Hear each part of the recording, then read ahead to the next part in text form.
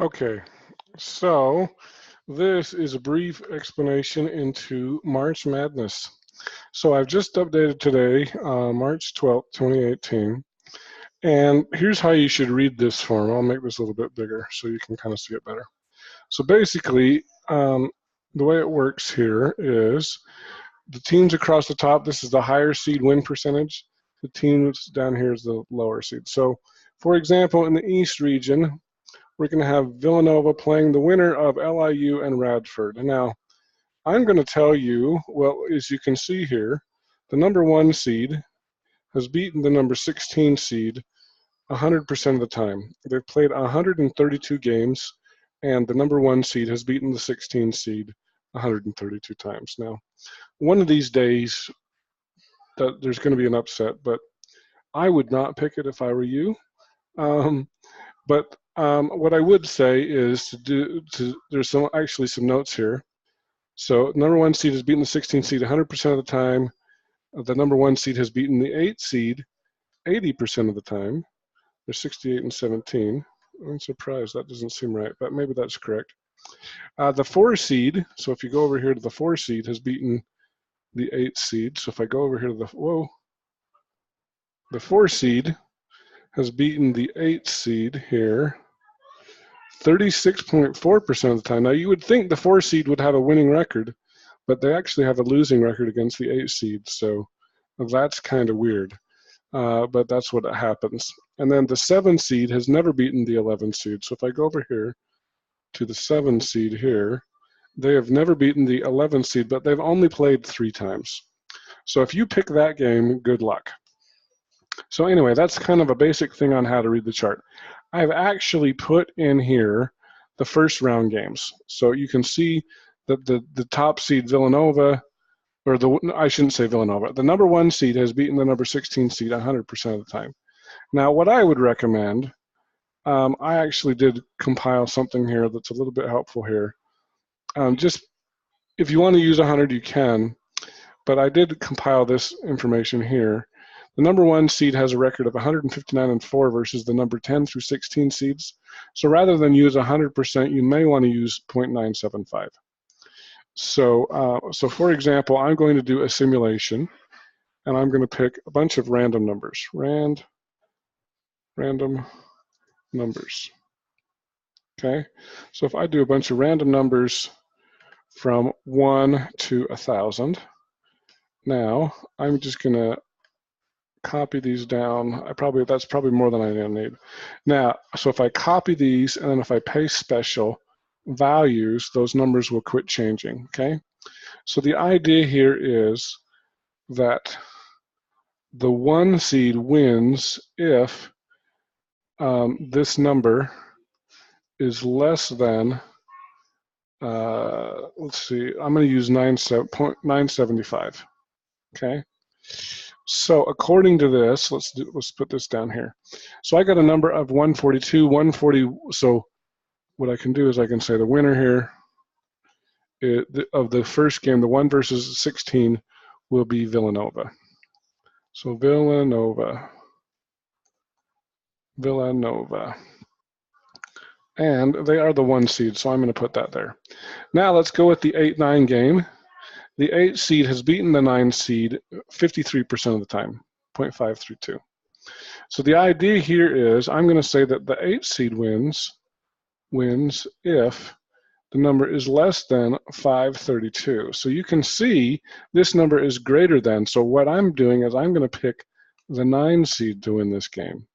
So I think, according to my simulation, that the 9 seed Alabama is going to win.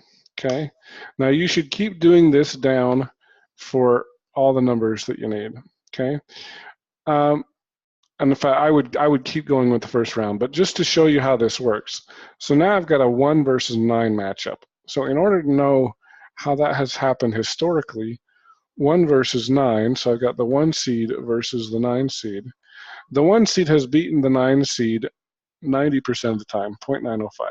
So what you can do is you can copy that number and you can paste it here so you can look at it.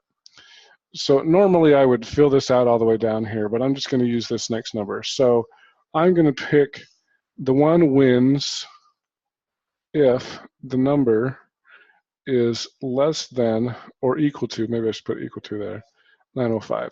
Since 850 is less than 905, I'm going to pick the 1 seed again. And so I'm going to pick Villanova here. Okay, and they are still a 1 seed. Okay, and then anyway, so basically I'm going to fill out this round first, then I'm going to fill out this round, and I'll fill out this round. Now I've got an old bracket here. Hopefully, if I can find it. Oh, I should have had it open here. I'm going to look here for bracket. So this is the bracket from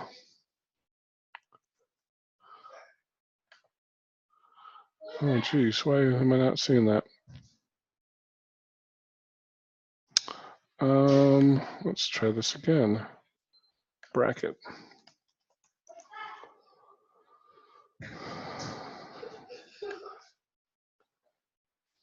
Rick, no, that's not it.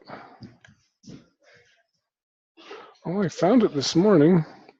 Let me pause this for just 1 second and I'll find it. Okay, so this is my bracket from 2014. So in the Midwest, Kentucky was the champion and they were playing Hampton.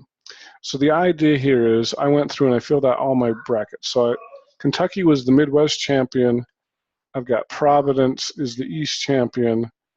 I had Arkansas as the West champion. And then I had the South region, Duke was the champion there. So this automatically filled in these seeds here, okay? And then I had to pick, so this is a 1 versus a 6 matchup. So a 1 versus a 6, as I go back here to my records, now this is from 2014, so 28, so the numbers will be, but if I do a 1 versus a 6 matchup, I can see that the 1 seed is going to win 0.667 or 66.7% of the time. Okay, so I said, okay, so I got a random number 587. Since that's less than 667, I was going to pick the number 1. So I picked Duke. And then in this one here, the 1 versus the 5, I had a Kentucky versus Arkansas. 1 versus 5, that's 0.826. Sorry, I need to go back to my final 4. And so then you're going to fill out, okay, so 233, that's less than 826. So I picked Kentucky. Now you have a 1 versus a 1. Well, that's a 50-50. If you go 1 versus 1, you'll see, in fact, the 1 versus the 1 are always 50-50, the 2 versus 2, 3 versus 3, etc. Because, you know, who's the better team? Those are equally teams. So I will let you, on those cases where you get a 1 versus a 1, you can pick whoever you think, you know, or flip a coin, or I don't care. I think in my case, I said, if it was less than 500, pick Duke, and since it was greater than, so I got 947, that's greater. So I picked Kentucky. So Kentucky was my national championship. So as you're posting this for credit, please make sure that you give me your final 4 teams, your final 2 teams, and who you think will be the national championship. So once again, you can do this on your own. You need to go to ESPN.com. So I will even show you here, if this will open here. If I go to ESPN.com, usually they have pick a smart bracket, okay? And so the first time you do this, oh wow, that's weird. Why are all my teams filled in? Oh, that's weird. Anyway, you need to pick your own teams. Let's try this again. We're going to leave that page. Create a bracket. That's what you want to click on. So create a bracket.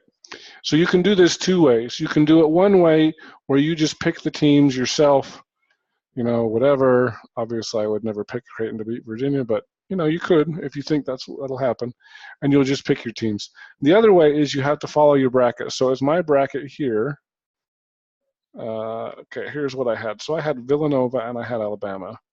So Villanova and I had Alabama, and then I had Villanova again. So I would have to, so you'd fill this bracket out to match exactly as your simulation.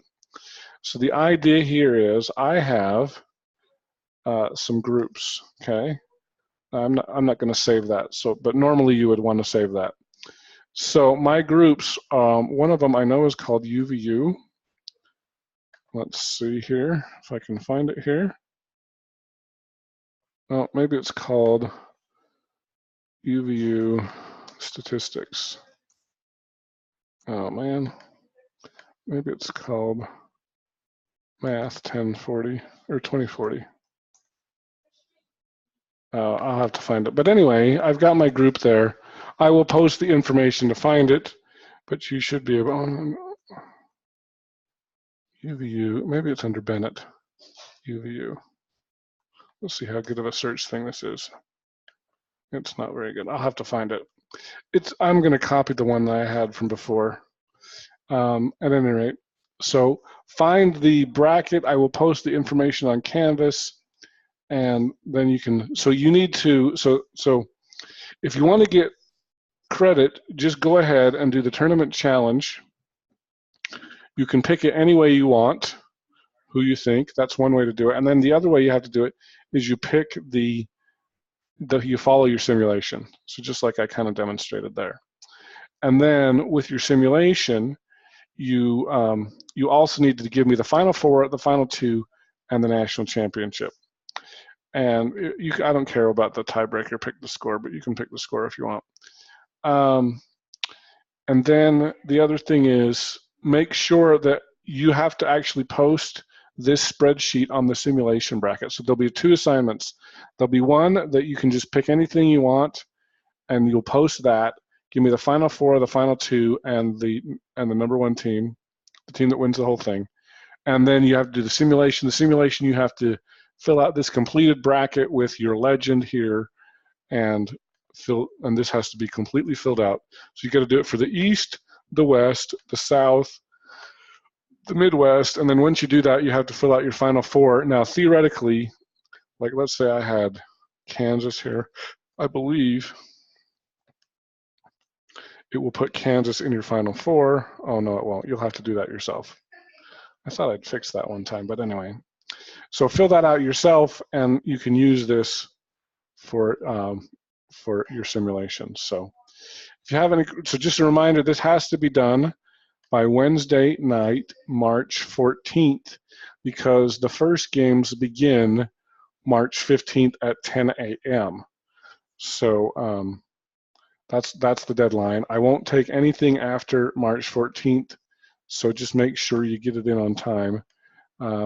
So they just announced these yesterday, and so that's why the short time. So it's fun, it's extra credit, and we'll see how you guys do. So thanks again, and I will talk to you all later.